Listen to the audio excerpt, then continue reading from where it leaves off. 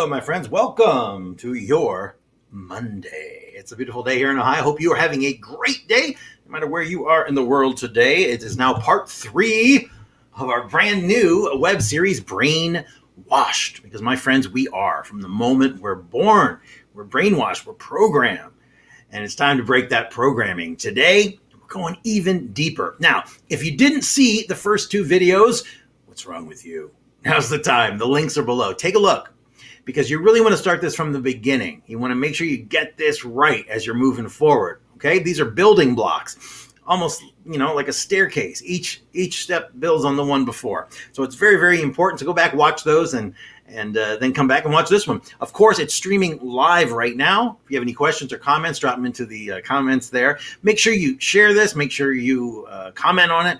Let all your friends know about it. That's how our engagement goes up. We certainly appreciate it. This is important work. This is how we change the world. This is a movement. It's a movement of peace. It's a movement of empowerment. And it's really, it's a way to live with no anxiety, no stress, little fear, and just a bliss and a joy and an abundance that you've never felt before. An abundance in whatever that means to you. Finances, love, passion, whatever it is. So today, it's part 3, and I like to call this how to get what you really want out of life. Yes, it's a big secret. Most people, that they would kill for that. I'm going to give it to you right now. How to make every day your birthday. Why not?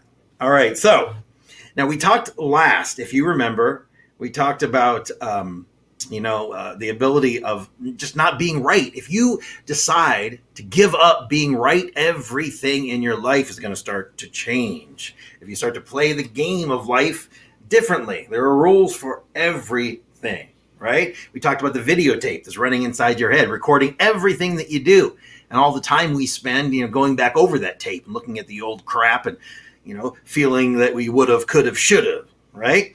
Well, if you start thinking about your life's purpose. What is it that you want to do? What is it when you were small that you dreamed of doing?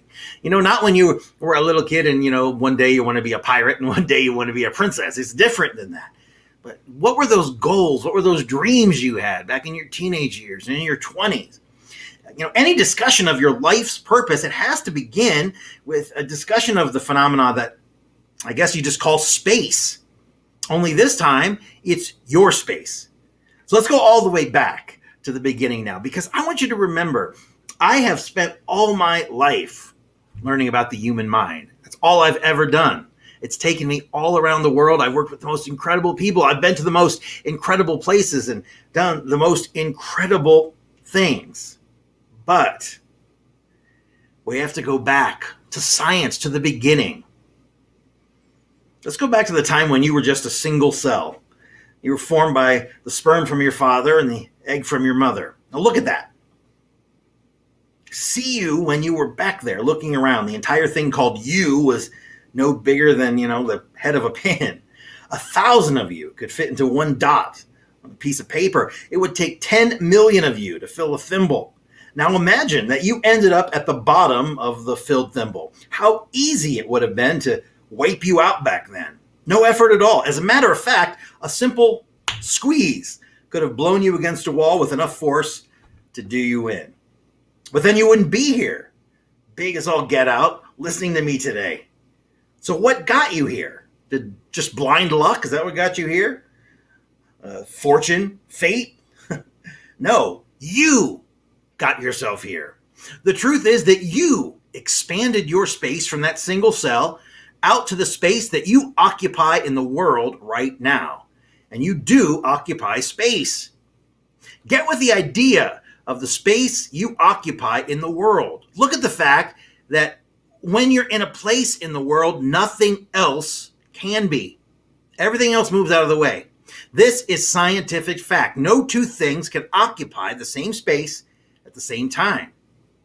And in order for you to begin to understand where we're going in life, you must first understand where it is that you've come from. And the fact is that you come from your space. What I want to do at this point is to have you take the time necessary to take a real good, in-depth look at your space. You call that space the body. What I would like you to do now is listen to these instructions.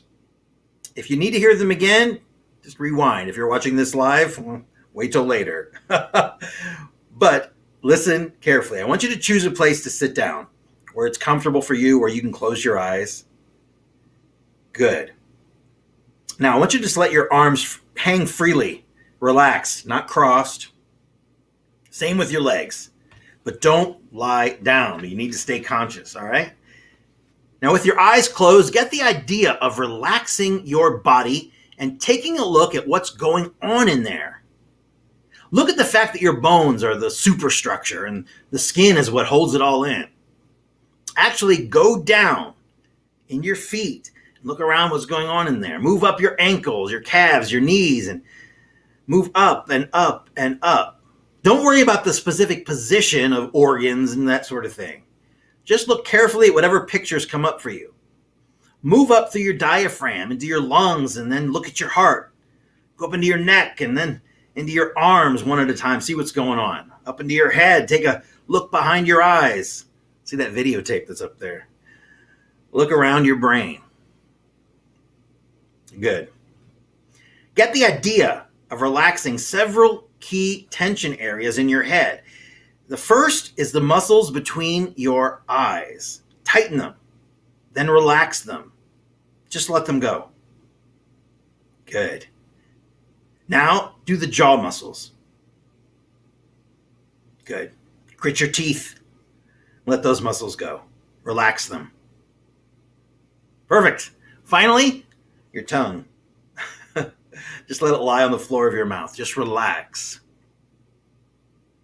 If you have pains or aches or you're just tired, look at where those things are happening with you.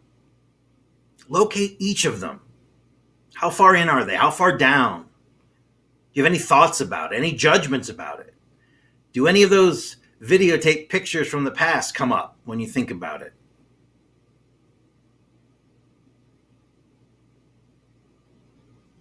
Good. Now, when we're finished with this video today, I want you to do this again, but I actually want you to spend a little bit of time. I want you to spend 15 or 20 minutes, but I really want you to realize the immense power that your mind has, especially when you are connected to that inner self, to that true power, all right? I want you to really start being conscious about your body space, because a lot of things happen there when you're unconscious that you won't let happen when you're totally conscious about things. Once you start to realize what's happening in your life without your knowledge, first of all, it'll scare the shit out of you. And second of all, it'll push you into change. Think about headaches. Next time you get one, go into your space. Take a long, hard look at it. Dis-ease, disease, dis-ease of the body. There is reasons for that. Next time you get a headache, go in there, look at it. See where it's coming from. Maybe you won't get any results, but you never know. Go through the experience. No expectations. Put that shit aside. It's like when you meditate. If you go in there looking for enlightenment, you're not going to find it. You have no expectations. You release all that. I want you to get the idea that you already know a great deal about your space. I mean, the fact is, you know all there is to know about it, but you don't have to get hung up on it.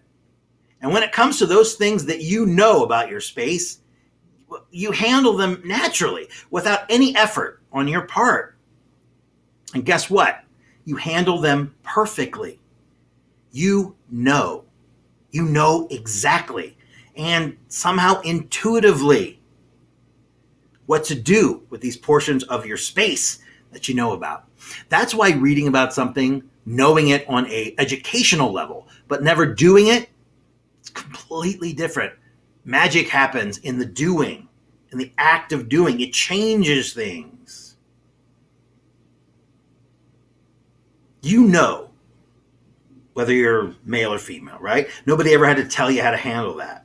Now, people may have thought that you needed lessons, but that only makes them right. It doesn't make you need the lesson.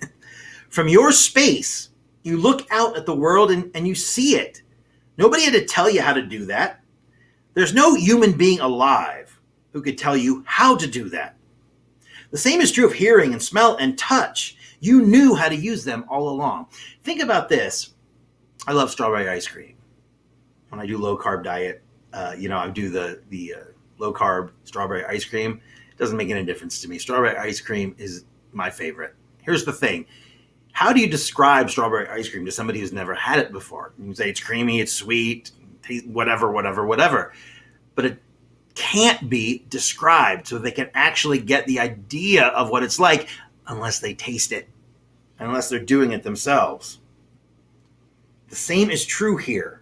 You know how to do these things. As you move away from the basics, you begin to think that someone taught you how to do the rest. For example, you may think that someone actually taught you how to walk. That's bullshit. Nobody ever taught you how to walk. One day you walked. One day you decided you were going to expand your space to include walking, and then you walked.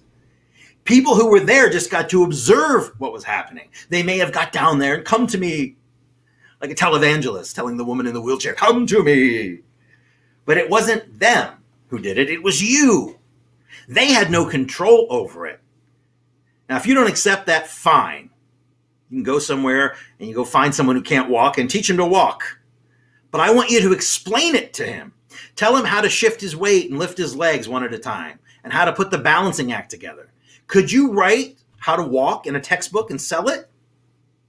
Why hasn't anyone ever done that? Because there's no way. When you take a hard look at walking, you'll see that kids are on their own. It's their own. They're on their own way to expanding their space that includes walking. And when it does, they walk. You can only watch it. You can't speed it up. You can't slow it down. And you can't stop it because he knows where he's going. He is going to walk. He expanded his space to include walking. Are you ready for what I'm going to tell you next?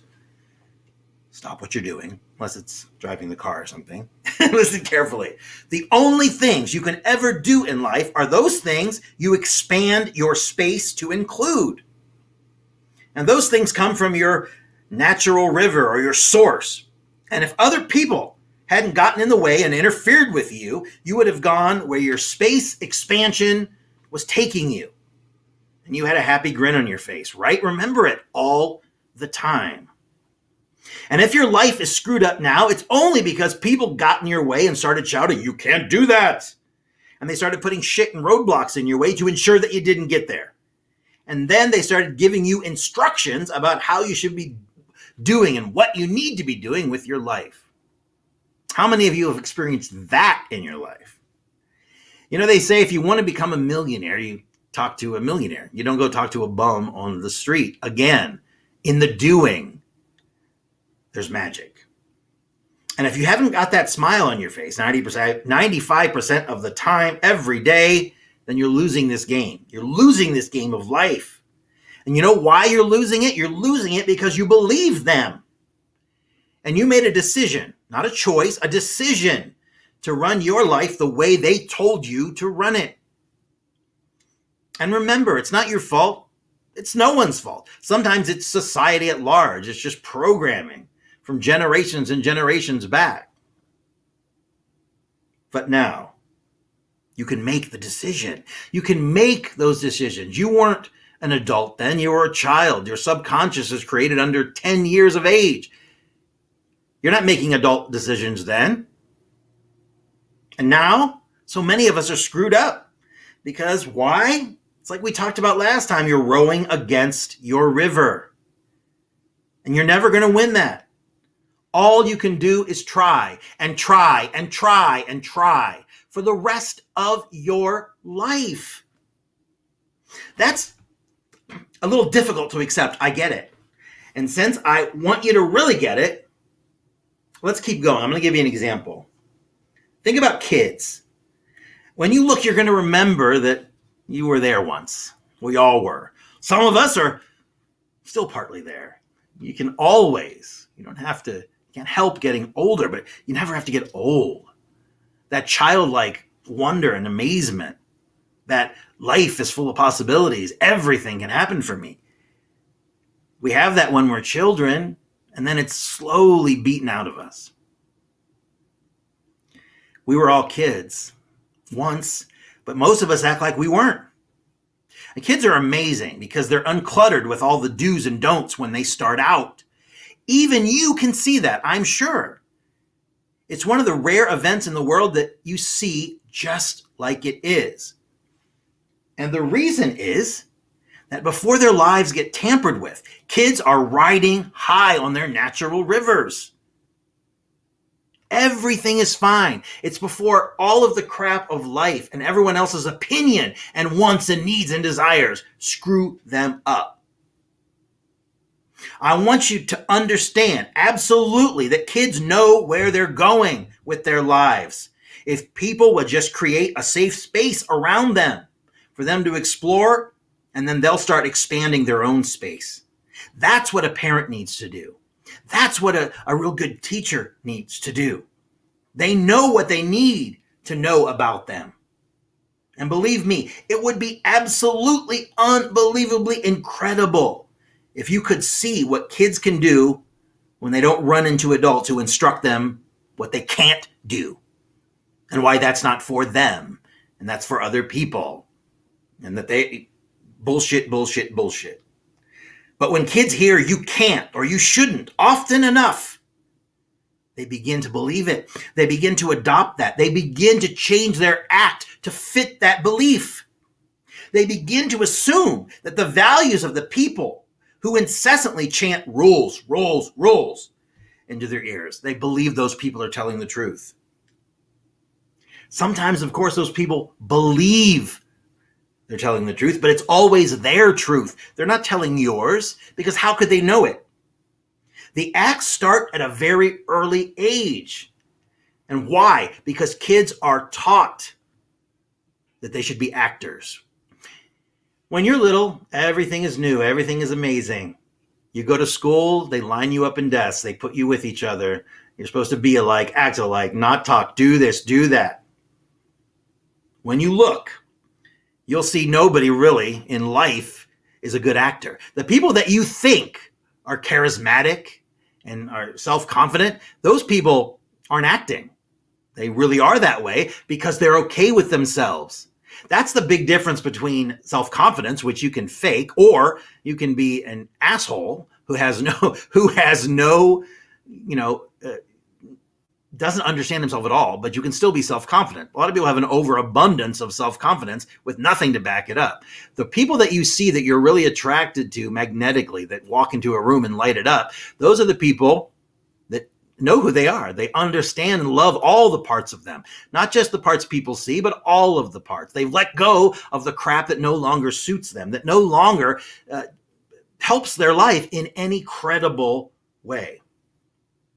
The people that we say, oh, they're good actors, they're not acting. Remember, they just are. Now, they have the ability to climb into the shoes of whatever role and just live there. They ride the river. And they're not acting. It's life, the river of life, and they're having a ball. That's why we're so mesmerized by those dynamic people. No human being can try to do anything. You either do it or you don't do it. We're in a really precarious situation right now, especially, we get trophies for just participating. Everything is cancel culture, and I get some of it, of course. But now everyone is offended by everything. And there's always excuses and the reasons why you couldn't. What? A kid tries to walk, right? He's either walking for a few steps or he's on his ass, and you can't try to swim. You're either swimming or you're drowning, right? There's no in between there.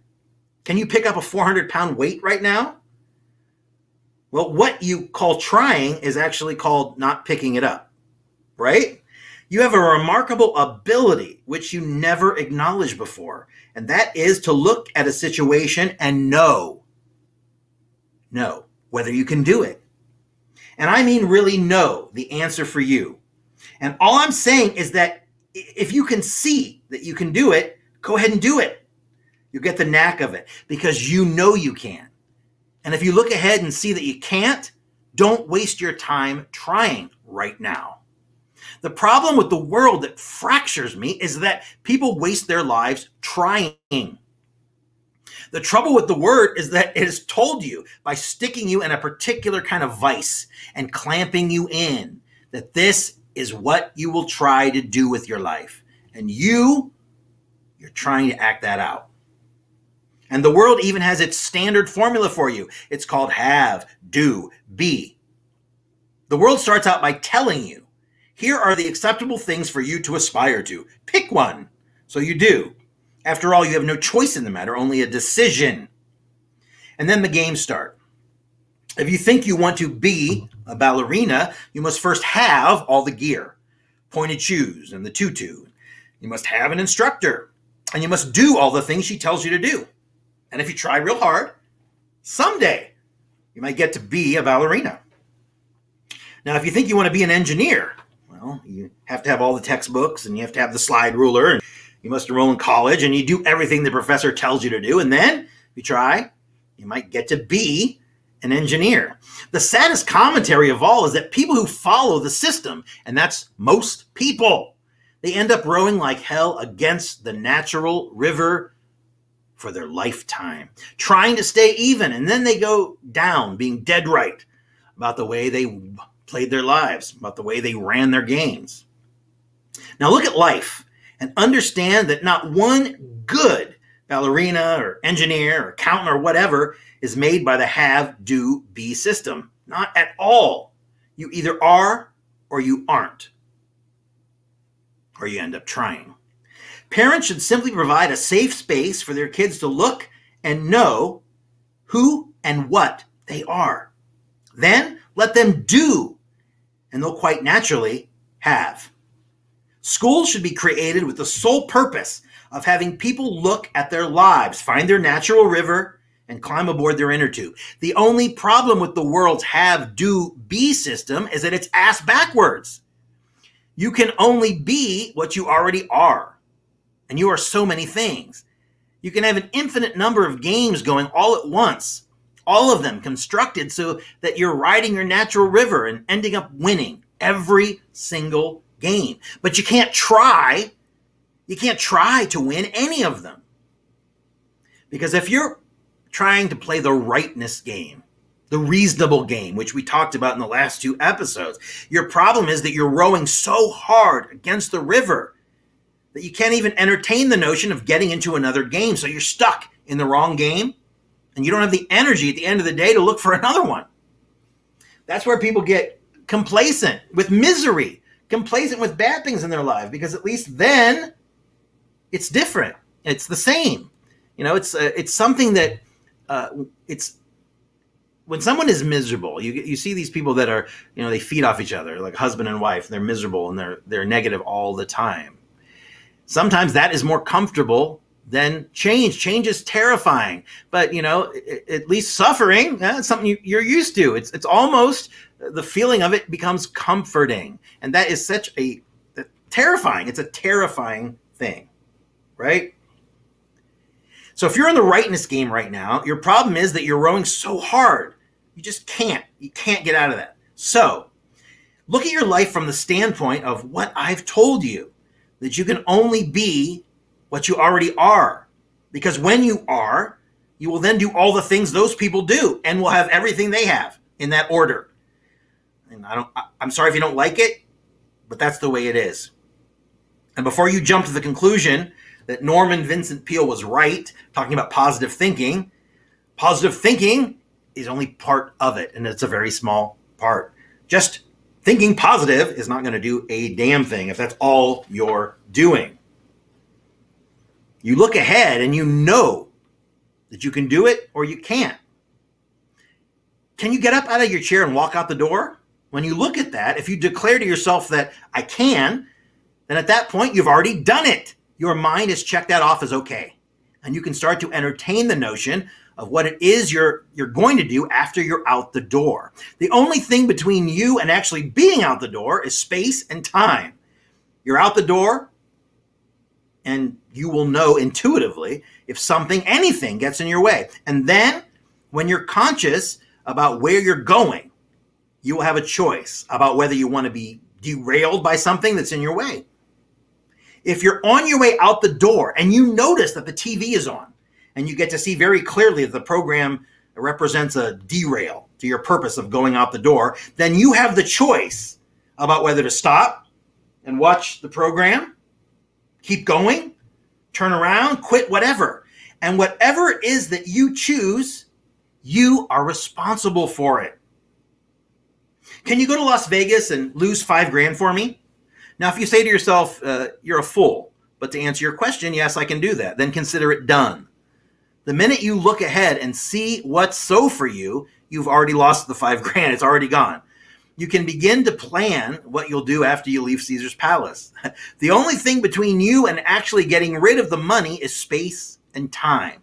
And if I meet you in Pittsburgh and try to derail you to Portugal for a fun week in the sun, you know I'm getting in your way of losing my $5,000. You have a choice. Vegas or Portugal? Or will you pull the Golden Gate River Diver Act? What is it that you choose? But choose you must. Someone calls you on the phone and tells you that your child has fallen off a skateboard and his head is bleeding and you better get there. You look ahead and you know you're there and nothing gets in your way. You're already helping that kid, period. Now take the time necessary to look at your life. Look at the things you know you can do and see that the actual process of doing them is effortless. Getting them done requires nothing but time and space. Take some time. Run those pictures on your videotape playback machine you've got up there in your head. When you look and know you're already there, wherever there is for you. And Dr. Peel is slightly off course. You can't grit your teeth, put in all the positive thinking signs and try to get there. You are either there or you're not. And now I've got you. Question. Can you go to Las Vegas and double my $5,000? What? You say you'll try? Forget it. Look ahead and know what you're going to do. Don't try your act out on me. I know when you're acting. Now, what the hell is it that you're going to do? What I'm getting at is not to punish you, because what happens when you punish yourself? It's the same thing as making yourself wrong. What I want you to look at, and I want you to clearly see, is whether or not you can go to Las Vegas and double my $5,000. Now, if you look at it and say, no, I can't, that's totally okay with me. You saved me $5,000 and you saved all that time you would have spent trying and then felt guilty about it when you ended up losing. Just be at truth with yourself and quit trying to do things. You will only end up doing it or not doing it. Trying is something that happens on the way, and it doesn't relate at all to results or to winning games. Look at trying, and if it doesn't work for you, dump it from your act. Just forget it. Don't pack it in your toolbox anymore. Leave it back there in your past. You're now orientated towards the present and the future, so why choose to use it again? Look ahead and know, and then do it. Or look ahead and know, and then don't get into that game. But don't try, because try is bullshit. Try is halfway. Try. The truth is you can't try. Take a look at your river, your natural river. What are you? Stop playing games with yourself.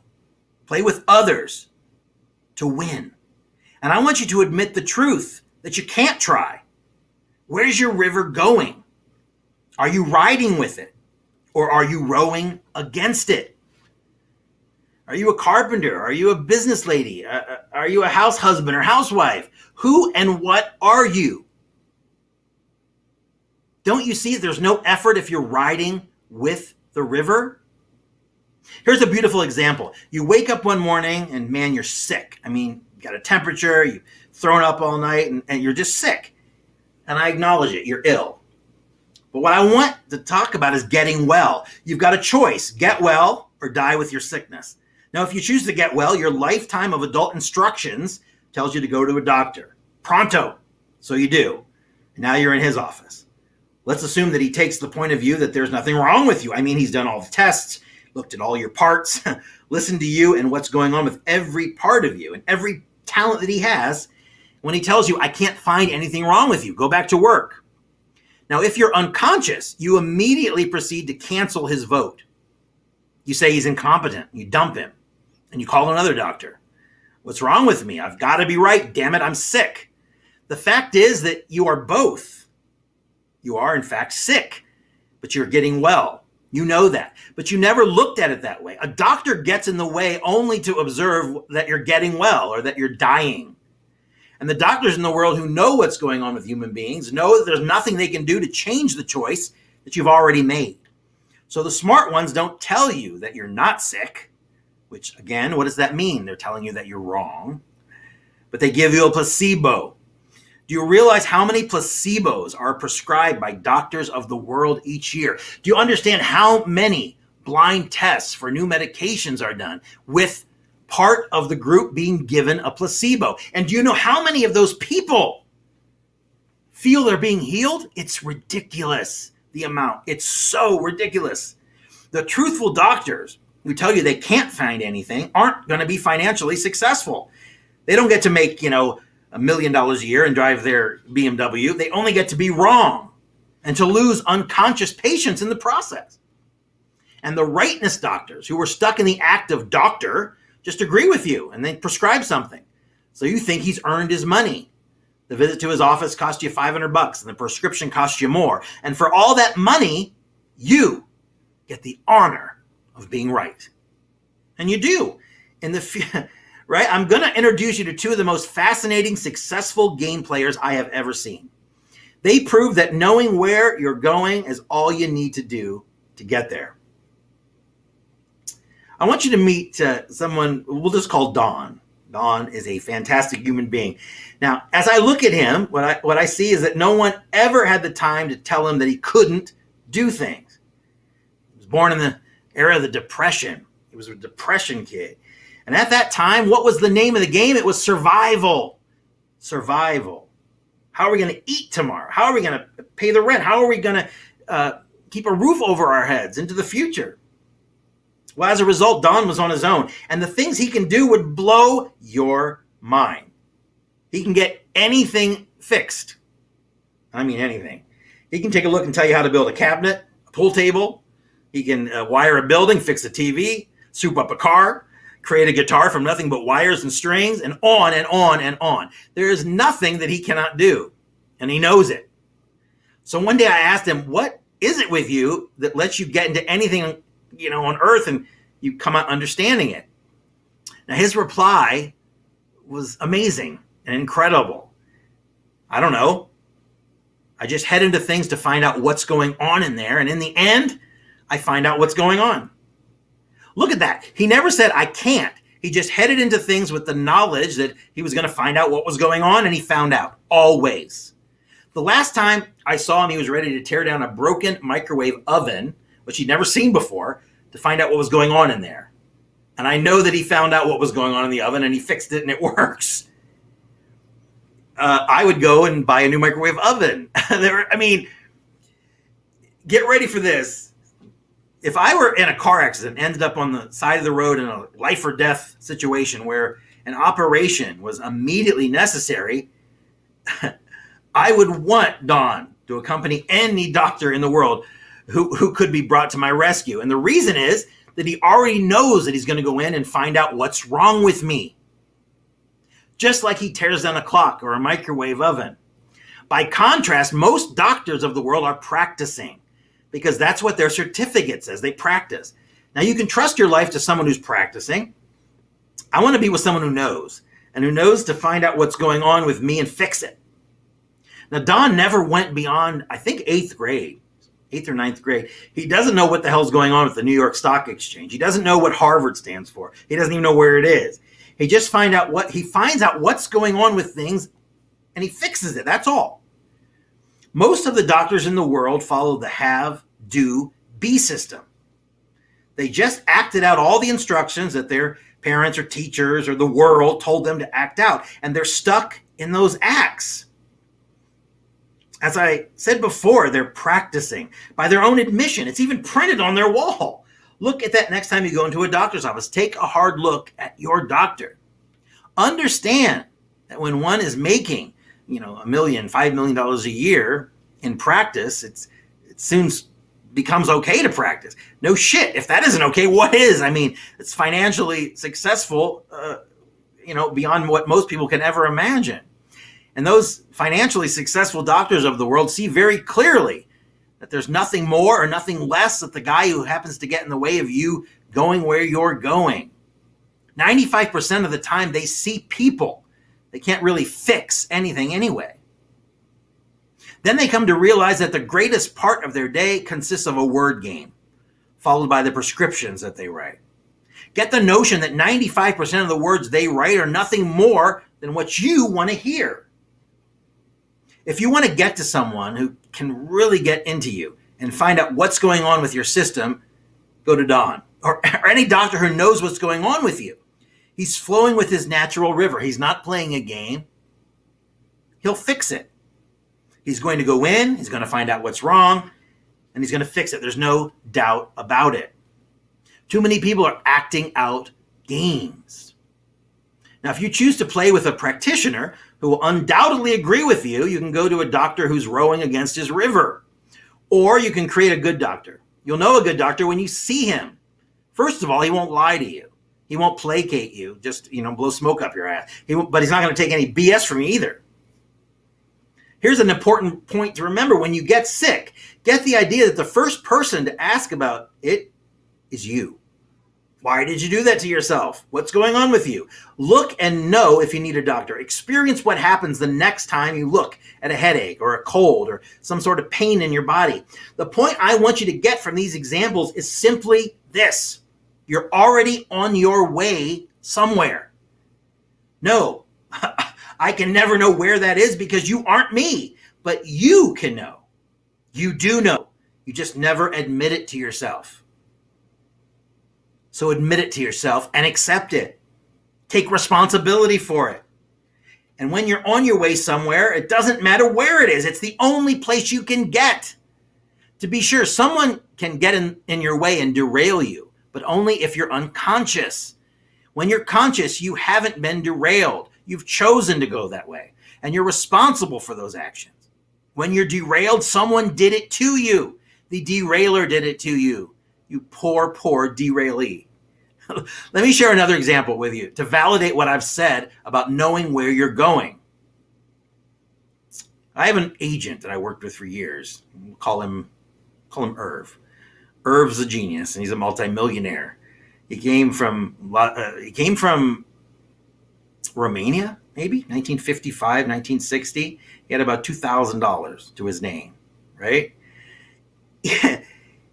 Even that, it sounds like a lot, but back then, but to move all the way across the world with nothing else in the world, he didn't know anybody. He didn't know anything about LA, and he'd been exposed to such glamour industries like, importing bongo drums and buying broken gift shop items and reselling them and all kinds of crap, right? He even made a bid on a ship that went down in the ocean. Now that ship's stuck out in the water somewhere. But anyway, he was originally from Hungary, somewhere. He refused to get stuck in that act, though, like his dad and his brothers. And, over there working, his dad was a butcher, his brother was a butcher. And they all played the butcher act. He just kept choosing freely because in his mind, he was already a millionaire. And what he is, because that's where he's going with no effort at all. Because he didn't try. He was already there. I don't know how to say this to make you understand it any easier. But my friends, these are literally the secrets of life. I want you to look very carefully and really get just one thing. Either my buddy Don or my old agent Irving, they ever followed the have, do, be system. They never really heard the world when it said they shouldn't or couldn't do things. They never had the time to stop and try to accumulate all the things that they needed to have in order to be an expert to get into that chosen game that they wanted to get into. Get the idea that keeping up with the Joneses is just that, trying to row like hell to stay even. And it never works. Just staying even is the absolute best you can do. The worst you can do is upset your canoe, your life, into that river. Take Irv, the agent. I met a number of people who knew him back in the day. back when he didn't have 2 cents, when he first got to LA, couldn't pay his rent. Believe me when I tell you that each of them knew that his train was going to hit. And each of them knew, and they will tell you now, that he was going to be a millionaire, even though it couldn't have been obvious at the time. And even now, they recall that he didn't make many of them wrong as he rolled onward and upward. The business community remembered him. Waitresses remembered him. His employees remembered him. Old Irving was charismatic. Old Irving had that magic that you see. Why? Because he was okay with himself, all parts of himself. He knew where he was going. Why upset anyone along the way? He didn't have to argue. He didn't have to fight. He didn't have to beat someone for him to win. He got all the cheese in the game without making anyone else wrong. Take Don. He never had the money to go out and buy all the tools one needs to fix things. He didn't have, crosscut saws and, hammers and screwdrivers and electric screwdrivers and all this crap. But the point is, he didn't follow that system, the have, do, be system. He did it backwards. He was, then he did, then he got. And he didn't have to try. He didn't have to. He was already there. How do you compare with Don Irving? Take a careful look at your life and know if you're trying, if the very process of living every day is an effort, then it's wrong. You're doing it wrong. You're not going to get there from here. Trying is what makes those statistics we see every day about the incredible number of people who are not satisfied with their lives, with their work, with their lovers, with their friends, with their whatever, on and on and on. They keep trying to stay even, to row against their natural river. Let's take a moment to tie a number of phenomena together and look at the mechanism of what's going on. Remember the function of your mind. The only reason it exists is to keep you right, to make you survive. And to do that, it serves up all those pictures from the past, which it thinks relate to your survival in your current situation. And then recall that I said you can only be what you already are. Fine. Now let's move into a situation and examine it. You're sitting in an important meeting, or maybe in a classroom or something, and you discover that you're sleepy. But it would be wrong for you to go to sleep there, so you can't do that. And you end up being frustrated. What happened? Simple. Your mind served up the pictures of frustration as a survival mechanism that makes it okay for you to be sleepy. Now, that was when you were unconscious. When you're conscious about your life, what'll happen is completely different. You notice that you're sleepy. You acknowledge it, you accept it, and you take responsibility for choosing to be sleepy. And you look ahead and know that you'll get some sleep. You're already asleep. Next, you have a conscious choice to make, to sleep now or to delay it. You find a number of things happening with you when you get to the place I have just described. First, you'll notice that it's totally all right for you to have chosen to be sleepy. No judgment. And the reason that it's totally all right is that it's there. It's unchangeable. It's in the past. And second, because you look ahead and know that you will, in fact, get sleep. It's totally okay for you to choose not to sleep now, but you will get sleep. It's amazing how awake you can be when you choose not to sleep. And the most important thing to note is that you get to skip the frustration. You get off your mind from serving it up those pictures because you know the frustration doesn't serve your purpose and it doesn't make you survive either. There's another very important point to be aware of. The fact that you are at source. That is, you created the sleepiness. No one did it to you. The one thing you have to do is take responsibility for you. That's where your personal power comes into play. Nothing did it to you. No one did it to you. Now, when you're unconscious, you thought you sort of discovered these things that were going on with you. Not so. You created them. And you're responsible for them. Look at mornings when you wake up. You always thought that you found out how much energy you have each day. No way. You're the source of the energy or the lack of it. You chose to have an abundance of it or none. And you're responsible for what you choose.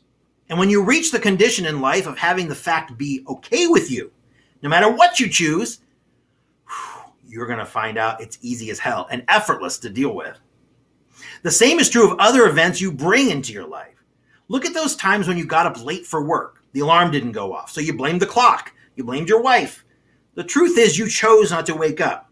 You're the one that made the decision to stay up late. You're the decision. You're responsible because you can choose to wake up when you want to the exact minute. But you know that. So why do you play these games with yourself? What do you get out of trying? Why do you lie about it to yourself? There's a good phrase to summarize one of the key points of this video, and it is that you can't have what you have to have. You can't have what you have to have. Take money. That's 80% of the people. That's the one thing they think they're missing that's going to just make them deliriously happy. If you've made a decision that you have to have a lot of money in order to survive, you're not going to get there. If you're gritting your teeth every day, trying to do all the necessary things to get a lot of money, you're playing a game with yourself that you're not going to win. The place you have to get to is acceptance of the fact that you haven't got a lot of money now, that you're responsible for the lack of it. Next, it has to be totally okay with you because it's in the past. Then, and only then, do you get a choice. Do you choose to have money in the future? If you do, you'll get there without trying. That is, if you look ahead and know that you're there, the process of actually getting there is effortless. And the only thing between you and getting there, what are they? Time and space. Sure, you'll have choices to make on the way, lots of them, and you'll undoubtedly make some mistakes as you progress, but you'll get there. You know where you're going. Most people have no destination. How do you ever imagine you'll get somewhere without knowing where it is that you're going? It's like getting in the car without turning on the GPS and driving to somewhere you've never been in another state and just expecting to get there magically. It doesn't happen. What happens is when you're fully responsible for any mistakes you've made, they clean up. They clean up fast. You're never stuck in the losing game of trying to edit your videotape, stuck in the past, worried about would have, could have, should have, all the shit that's behind you because you're looking ahead. You've learned from the experience of watching carefully as the shots were made. Always have the opportunity to go back and just stand by and look if you need to. And you've given up being right in the process. Look, if you look ahead and know that you can't do something or that you aren't something, but then you decide that for whatever reason, you really should try to do it, be it, get there, you're putting on an act and rowing against the river. And when you're trying, you aren't going to get there. If you have an enormous amount of stamina and staying power, the best you'll ever do is stay even. But the minute you relax slightly and begin to look at your life, how it really is, not through the lens of your past and not through how you wish it was or how the people around you wish it was. As soon as you start looking at your life, as soon as you start looking at the shore of you're in that river and you look at the shore, you lose ground. You can't stay even anymore. The final point I want to make in this video, and this is a deep one, my friends. Listen to this again and again, because this information compounds, changes.